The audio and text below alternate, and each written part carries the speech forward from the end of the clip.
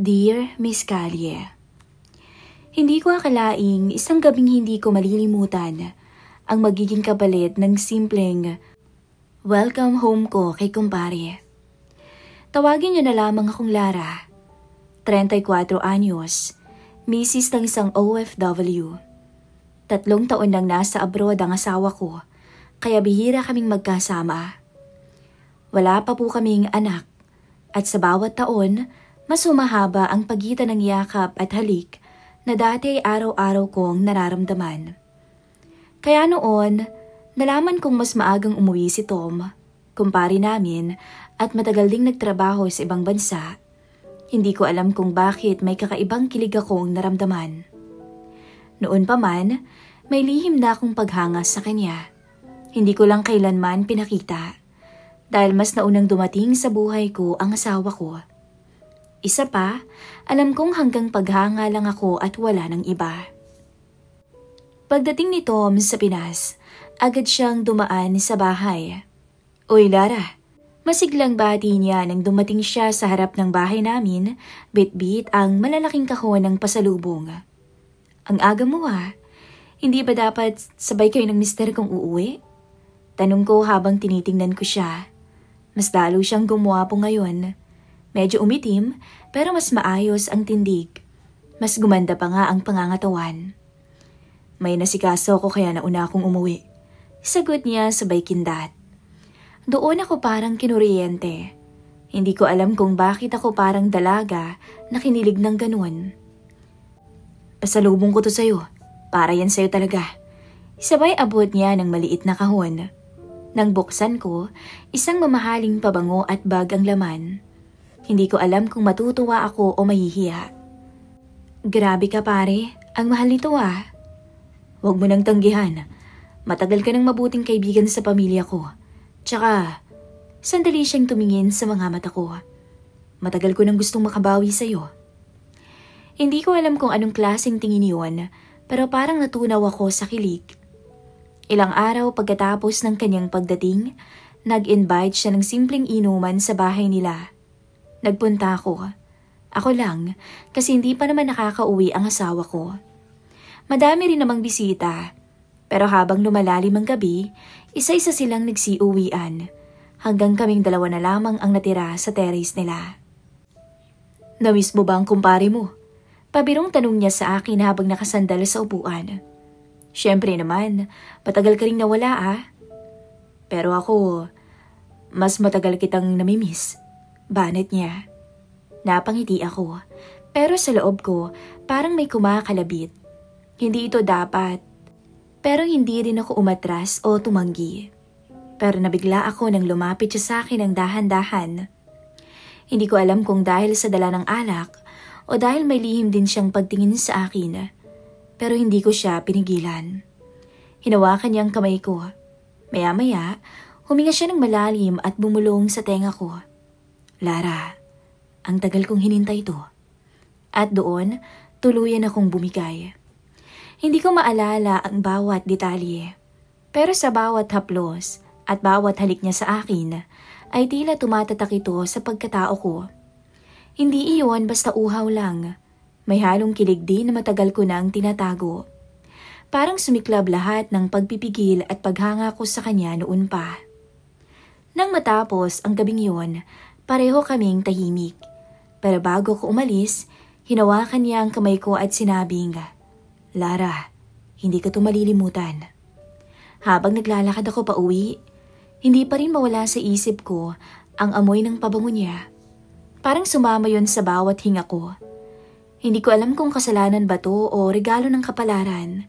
Basta ang alam ko, hindi ko rin yon malilimutan. Kinabukasan, para bang wala lang. Pero sa bawat tawag ng asawa ko mula abroad, iba na ang pakiramdam ko. Hindi na ako buo. Hindi na rin ako yung dati. May bahagi na akong naibigay sa kumpare ko. At hindi ko alam kung muling mauulit ba yon. Pero isang bagay lang ang sigurado ko. Hindi ko makakalimutan ang pasalubong na yon na hindi mababalot ng kahon. Isang gabi yon ng pagkakamali. O marahil isang gabi nang matagal ko na ring hinihintay. Isang hapon, habang naglalaba ako sa may gilid ng bahay, bigla siyang sumulpot. May dala siyang supot ng prutas at tsokolate. Galing daw sa mall. "Uy, busy ka pa?" Tanong niya sabay lapit. "Medyo lang, bakit?" "Wala naman, namiss lang kita." Sa totoo lang, parang kinikilig na naman ako nung marinig ko yun. Hindi ko alam kung paano ko siya kakausapin ng paraang walang nangyari. Pero siya mismo ang parang walang pag-aalinlangan. Relax lamang siya, na para bang sanay na. "Pare, wag kang ganyan." Pabulong kong sagot. "Anong ganyan? Totoo naman miss na kita." Bago pa ako makasagot, marahan niyang hinawakan ang kamay ko. Yung kamay kong basa pa sa sabon. Hinila niya ako patungo sa maliit na bakuran sa gilid ng bahay, kung saan hindi kami makikita ng mga kapitbahay. "Pare, baka may makakita." "Walang makakakita. Relax ka lang, Mare. Saglit lang to." Nang magtama ulit ang mga mata namin, parang bumalik lahat ang nangyari nung gabing yon. At kahit gusto kong magpigil, mas malakas pa rin yung nararamdaman ko para sa kanya kaysa sa konsensya ko. Mula noon, parang may sariling mundo na kaming dalawa. Bawat hapon, palihim siyang dumadaan sa bahay. Minsan mag-aabot lang ng pasalubong, tinapay, prutas, tsokolate. Pero sa likod nun, may ibang intensyon na alam naming bawal. "Lara," bulong niya minsan habang nakatayo kami sa may labas ng pinto. "Kung pwede lang sana, ayokong itago to." Sabi niya. "Pare, may asawa ko." Sagot ko. Pero kahit ako, ramdam kong mahina yung pagtutol ko. "Alam ko, pero matagal na kitang gusto. Bago pa man ako umalis noon. Ngayon lang ako nagkaroon ng lakas ng loob dahil sa pagkakataong wala ang asawa mo." Natahimik ako. Kasi ang totoo, bago pa man din siya umalis noon, matagal na rin akong may lihim na paghanga sa kanya. Lumipas ang mga araw, naging mas mapusok siya. Minsan habang naglalakad ako papunta sa tindahan, bigla siyang sumusulpot at sasabihing, "Sabay na tayo." At doon, pipigilan niya akong lumayo. Laging may hawak sa braso, laging may mabilis na halik kapag walang nakakakita.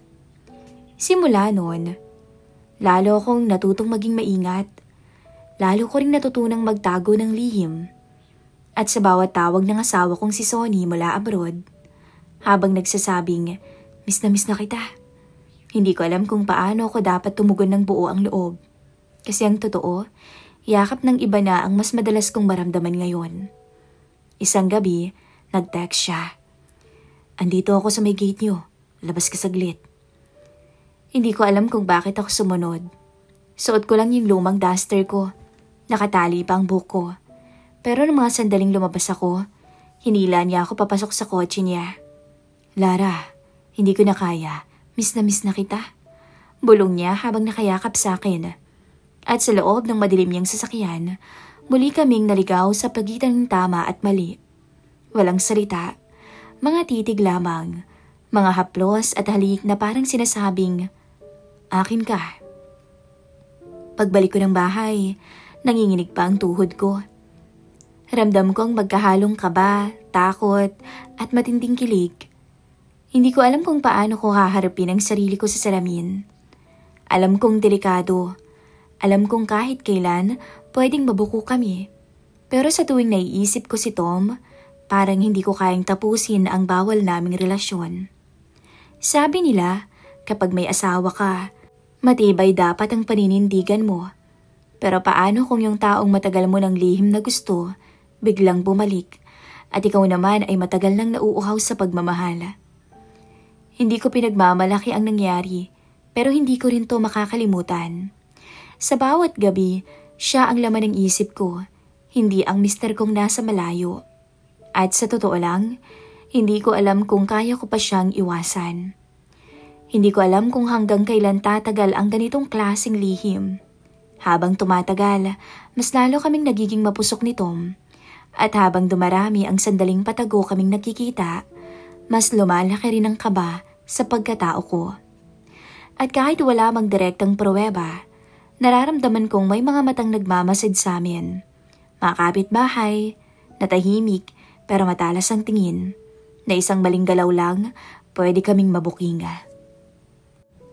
Isang hapon, habang palabas ako ng gate para kunin ang delivery, hindi ko napansin na nakasunod pala si Tom sa likod ko. Nagulat ako nang bigla niya akong yakapin mula sa likod at halikan sa batok. Tom, baka may makakita. Pabulong kong sigaw habang sinusubukang kumawala. Wala yan, sandali lang naman eh. Bulong niya sabay higpit ng yakap. Pero hindi namin alam. Sa kanto, nakatingin pala si Aling Daisy. Kapitbahay naming mahilig sa chismis. Nagtama ang mga mata namin. Mabilis akong kumawala at naglakad palayo. Pero alam kong huli na ang lahat. Kinabukasan, ramdam ko ang malamig na tingin ng mga kapitbahay. Lara, huwag kang mag-alala, sabi ni Tom nang magkita kami ulit sa kotse niya. Paano kung hindi mag-aalala? Nakita tayo ng kapitbahay kahapon. Wala naman siyang mapapatunayan, basta tayo maingat lang. Pero kahit sabihin niyang okay lang, ako mismo ang hindi mapakali. Parang may mabigat sa dibdib ko gabi-gabi. Lalo na tuwing tumatawag ang asawa kong si Sonny mula abroad. Lagi niyang sinasabi, konting tiis na lang, uuwi na ako. At doon ako tuluyang kinabahan.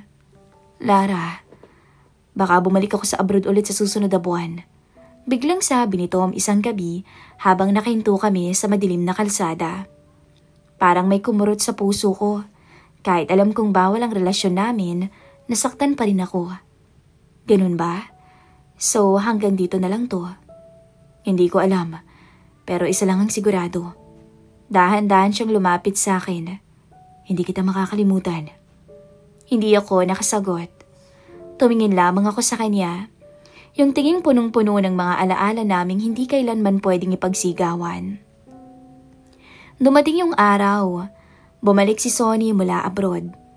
Habang niyayakap niya ako, ramdam kong ibang tao ang laman ng isip ko. Si Tom, ang kumpare niya.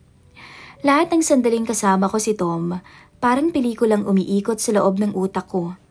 Mga halik na hindi ko makalimutan. Mga haplos na hindi ko pwedeng aminin kanino man. Lumipas ang mga linggo. Hindi na kami muling nagkita nito mula nung umalis siya. Pero bawat sulok ng bahay, bawat kalasadang dinaanan namin, bawat pabangong naiwan niya sa aking balat noon, parang bakas na hindi na mabura. Minsan, habang natutulog si Sonny sa tabi ko, tahimik akong nakatitig sa kisame. Paulit-ulit sa isip ko ang gabing yun, kung paanong ang isang pasalubong naging simula ng isang lihim na hindi ko na kailanman makakalimutan. Hindi ko alam kung tama bang ituring ko itong pagkakamali o isang sandaling nagparamdam sa akin ng saya habang ako'y nangungulila. Sa ngayon, hindi ko alam kung dapat ba akong umamin sa asawa ko. O itatago ko na lamang lahat. Hanggang ngayon nalilito pa rin ako.